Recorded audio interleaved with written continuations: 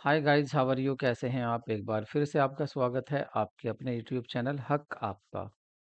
फतेह series का day 40 होगा और यहाँ पर आज हम फिनिश करने वाले हैं कॉस्ट अकाउंटिंग के। जैसा कि आपको मैंने पहले ही बता दिया था कि कॉस्ट अकाउंटिंग की वीडियो एक से ज़्यादा होंगी, तो ये दो चार वीडियो हो गई थी इसकी, क्योंकि जो क्वेश्चंस थे इसके ज़्यादा थे। आज इसको हम फिनिश करते हैं और यहाँ पर हमने वो सभी क्वेश्चन डिस्कस कर लिए हैं जो पूछे जाते हैं आपके कॉस्ट अकाउंटिंग से। कोई ऐसा क्वेश्चन नहीं छोड़ा है जो नहीं पूछा जाए। आप विश्वास करना, यदि आप कॉस्ट अकाउंटिंग ये सारे क्वेश्चन कर लेंगे तो 100% आपको सफलता जरूर मिलेगी।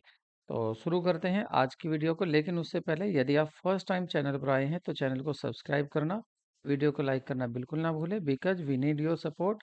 देखिए, बहुत आप विश्वास नहीं करेंगे कितना वक्त लगता है, लेकिन उसमें भी सब्सक्राइबर ना बढ़े तो बड़ा दुख सा होता है। इसलिए आप हमारी हेल्प करें, हमारे सब्सक्राइबर इंक्रीज कराएं, ताकि हम इसी स्टेज से पहुंच सकें कि आपसे लाइव क्लास ले सकें। शुरू करते हैं आज की वीडियो को। तो आज की वीडियो का फर्स्ट क्वेश्चन है आपका, हु क्वेश्चन है आपका, who propose a model to apply economic order quantity concept. जो आपका मितव्ययता आदेश मात्रा है, जो आपकी मितव्ययता की आदेश मात्रा है, मितव्यय की, या इसको क्या बोलते हैं, इकोनॉमिक इकोनॉमिक ऑर्डर क्वांटिटी। तो इसको किसने डेवलप किया था, किसने प्रस्तावित किया था इस मॉडल को? क्या के एथ बी स्मिथ ने, या मिलर एंड और ने, या विलियम जे बॉमेल ने, या जे एम किन्स ने? तो इसका सही आंसर होगा आपका विलियम जे बॉमेल। तो जो बॉमेल थे इनको, तो इन्होंने दिया था आपका इकोनॉमिक ऑर्डर क्वांटिटी। जैसे कि इसका फॉर्मूला भी कल लास्ट वीडियो में मैंने कल बताया था आपका, 2 इंटू जो लागत होती है वह, और इकाई लागत वह, और रख रखाव की लागत से डिवाइड कर देते हैं, रख रखाव की लागत से। ये आपका क्या होता है यहाँ पर, 2 इंटू इसका फॉर्मूला क्या दिया था, क्या बताया था? याद है क्या आपको फॉर्मूला? अगर याद है तो एक बार इसको रिवाइज कीजिए। ठीक है, तो इसका फॉर्मूला मैंने आपको बताया था कि यहाँ पर हम पहले लिखते हैं 2। ठीक है, मैं इसको दोबारा लिख देता हूँ सही, 2। और उसके बाद होती है आपकी जो भी वार्षिक मांग होती है, 2 में मल्टीप्लाई करते हैं जो भी वार्षिक मांग होती है, और उसमें मल्टीप्लाई कर देते हैं आपकी जो प्रति आदेश लागत होती है, इसमें मल्टीप्लाई कर देते हैं प्रति आदेश लागत, प्रति आदेश आदेश लागत। और अपॉन में क्या होता है, इसमें होता है अपॉन में रख रखाव की लागत, रख रखाव की लागत।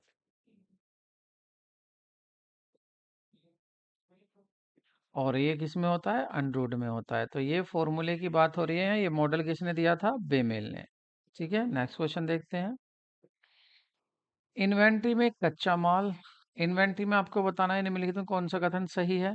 तो कह रहे हैं कि इन्वेंट्री जो होती है, स्टॉक, इन्वेंट्री में कच्चा माल, तैयार वस्तु तथा तैयार हो रहा माल को सम्मिलित किया जाता है, शामिल किया जाता है। ये सही है क्या? या inventory is a part of, inventory कार्यशील पूंजी का एक हिस्सा होती है इन्वेंट्री, क्योंकि वर्किंग कैपिटल जो होती है उसका फॉर्मूला क्या होता है, working capital equal to current asset minus current liability. तो कह रहे हैं कि ये जो होती है ये हिस्सा होती है किसका, कार्यशील पूंजी का हिस्सा होती है। क्योंकि देखिए, करंट एसेट में क्या आता है, करंट एसेट में आपकी इन्वेंट्री भी आएगी, और वर्किंग कैपिटल में करंट एसेट में से आप करंट लाइबिलिटी को कम करते हैं। तो इसका मतलब क्या हुआ कि ये एक पार्ट हिस्सा है, इन्वेंट्री हिस्सा भी है इसका वर्किंग कैपिटल का। और आगे कह रहे हैं इन्वेंट्री खरीदी जाने वाली वस्तुओं को शामिल करती है, कि दो जो वस्तुएं खरीदी जाती हैं क्या वो इन्वेंट्री में आती हैं? जरूरी नहीं है कि जो वस्तु खरीदी जा रही है इन्वेंट्री में ही हो। ऐसी भी वस्तु हो सकती है जो कि रॉ मटेरियल ना हो। जैसे आप फिक्स एसेट खरीद रहे हैं, तो आपका ये जो होगा ये ठीक नहीं है। बाकी के जो फर्स्ट और सेकंड है ये दोनों सही हैं। तो ऑप्शन आपका क्या होगा, डी, फर्स्ट एंड सेकंड दोनों सही हैं। नेक्स्ट क्वेश्चन देखते हैं। स्टॉक का मूल्यांकन होता है इस पर, तो स्टॉक का मूल्यांकन लागत मूल्य पर करते हैं, बाजार मूल्य पर करते हैं, या लागत मूल्य और बाजार मूल्य जो भी दोनों में से कम हो, कम काम नहीं कम, जो भी दोनों में से कम हो, या लागत मूल्य और बाजार मूल्य दोनों में से जो भी अधिक हो। तो सही आंसर होगा आपका सी। ठीक है, कॉस्ट प्राइस और मार्केट प्राइस दोनों में जो भी कम होता है, जो भी लोअर है, उसी के आधार पर हम इन्वेंट्री को मूल्यांकन करते हैं। नेक्स्ट क्वेश्चन देखते हैं। FIFO first in first out and LIFO last in, ये आई होगा, last in first out. Valuation method are, तो ये जो मेथड हैं ये किसके मेथड हैं? फिक्स एसेट के मेथड हैं, इन्वेस्टमेंट के मेथड हैं, या रॉ मटेरियल के इशूड जो किया है उसके मेथड है कैलकुलेट करने के, वैल्यूएशन करने के, या नन ऑफ द अबव। तो ये मेथड है आपके रॉ मटेरियल के इशूड के, निर्गमित कच्ची सामग्री जो है उसके वैल्यूएशन के मेथड है। क्या क्या मेथड है उसके? फीफोस का मेथड है, आपका लीफोस का मेथड है, आपका एबीसी एनालिसिस भी वही काम आता है, ये भी आपका इन्वेंट्री में ही आता है, और आपका हीफो, एक होता है आपका हीफो। ये सभी मेथड किसके हैं? आपके इन्वेंट्री को वैल्यूएशन करने के। नेक्स्ट क्वेश्चन देखते हैं। सही कथन दिए हुए हैं आपको और कारण दिया हुआ है, स्टेटमेंट और रीजन वाले क्वेश्चन है। सही सही लाभ ज्ञात करने के लिए चालू लागतों का चालू आय के साथ सुमेल करना आवश्यक होता है। क्या कह रहे हैं? क्या ये आवश्यक होता है? बात सही है। ठीक है, आवश्यक होता है, सही आवश्यक होता है, हाँ होता है। अगर आप लाभ ज्ञात करना चाह रहे हैं तो जिस साल के आप लाभ देखना चाह रहे हैं उस साल के सभी खर्चों को, लागत को भी उससे मैच कर लेना चाहिए। सही बात है। फिर कह रहे हैं आपको लीफो चालू लागत का चालू आय के साथ सुमेल सुनिश्चित करती है। भाई ये भी बात सही है कि जो लीफो है वो चालू लागतों का चालू आय के साथ सुमेलित निश्चित करती है। लेकिन पहले में तो बात कर रहा था अलग, लेकिन यहाँ बात करने लगा लीफो की। तो इसका मतलब बातें तो दोनों सही हैं, ए भी सही है, आर भी सही है, लेकिन आर ए के बारे में सही एक्सप्लेनेशन नहीं दे रहा है। तो ऑप्शन कौन सा होगा आपका? बी। ए और आर दोनों करेक्ट है, लेकिन आर करेक्ट एक्सप्लेनेशन एक ही नहीं है। मूल्यांकन की निम्न पद्धति में से कौन सी पद्धति के अनुसार निर्गमन चालू आर्थिक मूल्य से संबंधित होता है? लेफो मेथड में संबंधित होता है चालू आर्थिक मूल्य से, या हीफो में होता है, या आपका फीफो में होता है, या नन ऑफ द अबव। तो सही आंसर होगा आपका ए, लीफो में होता है। नेक्स्ट क्वेश्चन देखते हैं। वीईडी वैध वैध विश्लेषण संबंधित है, तो ये किससे संबंधित है? मैनेजमेंट से संबंधित है, मशीन से संबंधित है, मटेरियल मतलब सामग्री से है, या वर्कर से संबंधित है। तो इसका ऑप्शन होगा आपका सी, ये मटेरियल से संबंधित है। वीईडी वैध हो, या आपका एबीसी एनालिसिस हो, या आपका लीफो हो, या आपका फीफो हो, या आपका हीफो हो, ये सभी क्या हैं, किससे रिलेटेड है? ये आपके सामग्री से। नेक्स्ट क्वेश्चन देखते हैं। FIFO method is used, FIFO विधि का प्रयोग प्रयुक्त होता है। कब प्रयुक्त करोगे आप? कीमतें वृद्धि की स्थिति में हो, या घटती कीमतों की स्थिति में, या स्थिर कीमतों की स्थिति में, या इनमें से कोई नहीं। तो सही आंसर होगा आपका बी। जब कीमतें घट रही हो, घटती कीमतों की स्थिति में आप फीफो को यूज करते हो। ठीक है, और बढ़ती हुई कीमतों पर आप लीफो को यूज करते हो। नेक्स्ट क्वेश्चन देखते हैं। बिन पत्रक को इस नाम से भी जाना जाता है, तो जो बिन पत्रक है उसको स्टॉक सीट कहते हैं, परचेज सीट कहते हैं, स्टोर कीपर सीट कहते हैं, ये स्टॉक सीट कहते हैं। तो बिन पत्रक को बोला जाता है आपका स्टोर कीपर सीट। ठीक है, ये भी आपको याद रखना है। नेक्स्ट क्वेश्चन देखते हैं। सतत सामग्री जांच निम्न में से किसका अंग है? Continuous inventory checking is a part of which of the following? Annual inventory checking का पार्ट है, वर्चुअल इन्वेंट्री मेथड का एक पार्ट है, या एबीसी एनालिसिस का एक पार्ट है, या इकोनॉमिकल ऑर्डर क्वांटिटी का एक पार्ट है। तो ये होगा सही आपका परपेचुअल इन्वेंट्री मेथड का एक पार्ट होता है। नेक्स्ट क्वेश्चन देखते हैं। मूल्य में वृद्धि की अवधि में निम्नलिखित स्कंद मूल्यांकन पद्धति में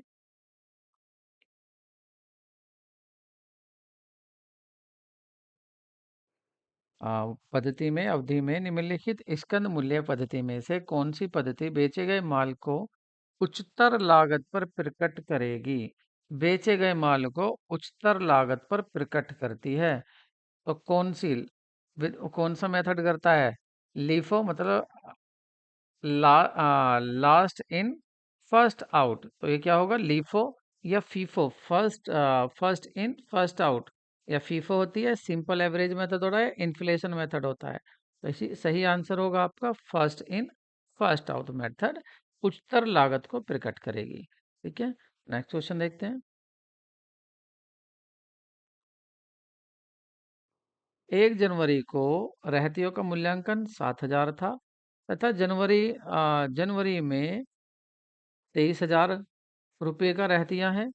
क्रय किया गया जो है उसी समय विक्रय की लागत 21,000 है और 31 जनवरी 2007-13 को रहतियों का क्या होगा? मूल्य क्या होगा मतलब the value of the stock on 1 जनवरी, वो तो 7,000 की है। ये तो होगी ओपनिंग स्टॉक। ओपनिंग स्टॉक कितना है?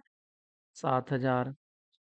फिर कह रहे हैं आपका stock worth 23,000 was purchase in the January. जनवरी में आपने परचेज कितना किया है? आपने परचेज कितना किया है? परचेज किया है आपने 23,000, 23,000 का।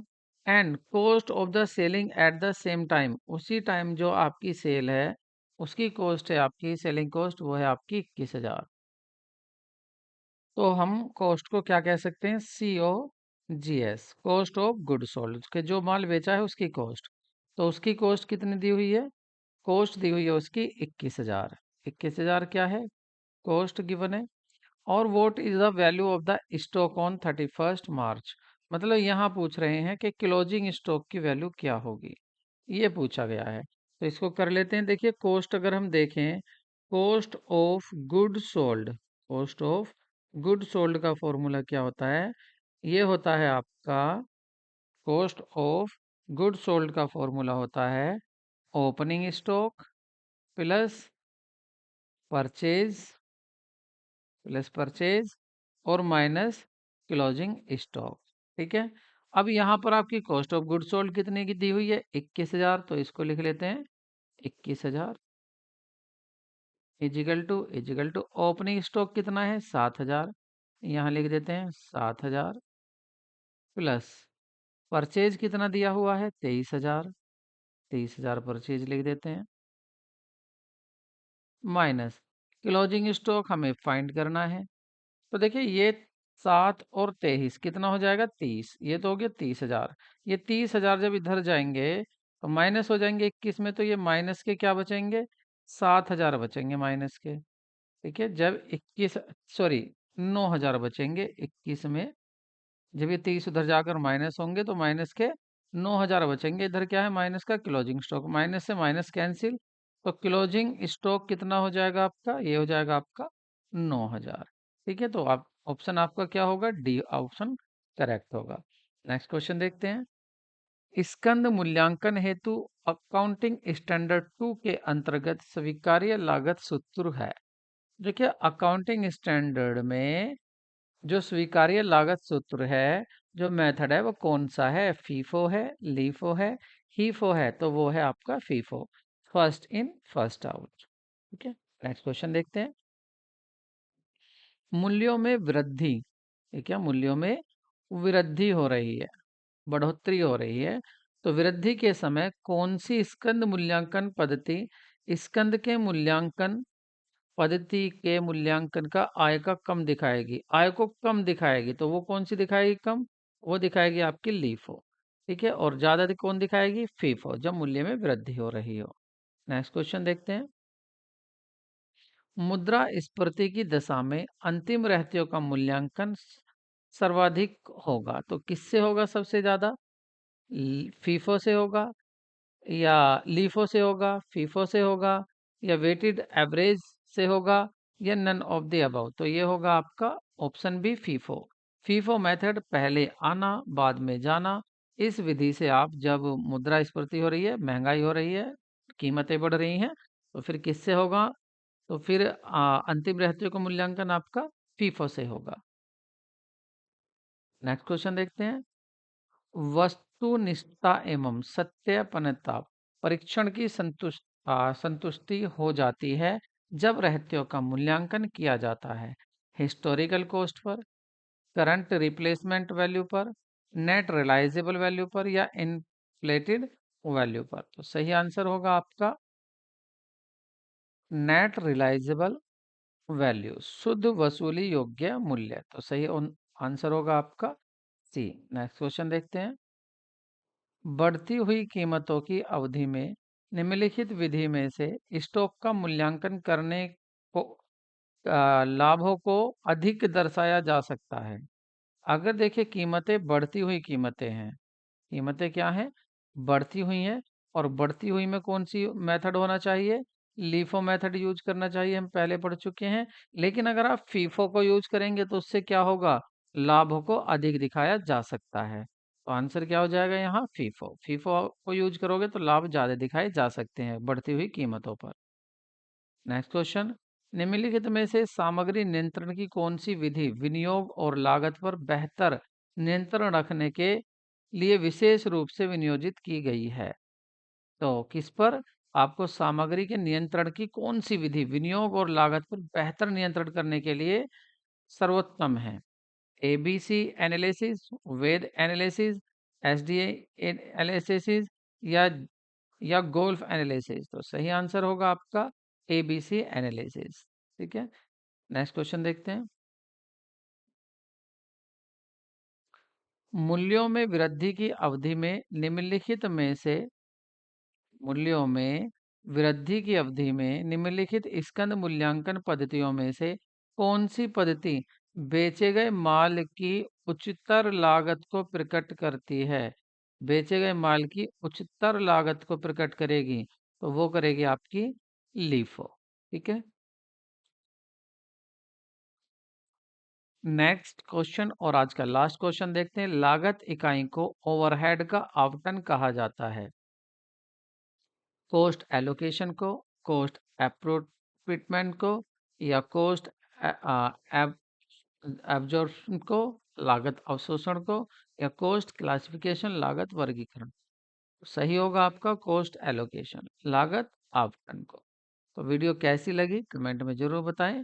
और क्वेश्चन ये आपके, आप कहीं भी सर्च कर सकते हैं, गूगल पर देख सकते हैं आप, इनको अपने प्रीवियस पेपर में देख सकते हैं कि ये वही क्वेश्चन थे जो आयोग पहले भी पूछ चुका है और यहाँ से पूछे जाने की काफ़ी संभावना है।